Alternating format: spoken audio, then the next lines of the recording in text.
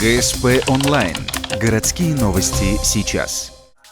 Ухтинский городской суд доказал вину жителя Бурятии в покушении на незаконный сбыт наркотиков, а также их хранении и изготовлении. Мужчина, работавший в коме по вахтам, привозил собственноручно изготовленные наркотики на работу. Однажды дал попробовать коллеге. Тот качество оценил и предложил жителю Бурятии выгодный бизнес. Один собирает дикорастущую травку и привозит, а другой сбывает в городе Ухта. За поставку коллега пообещал подсудимому иномарку ценой выше 1 000 000 рублей.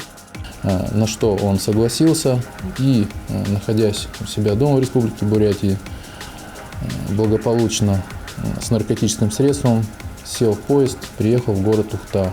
Согласно материалам уголовного дела, на территорию города Ухты он привез порядка 800 грамм гашиша и 80 литров гашишевого масла.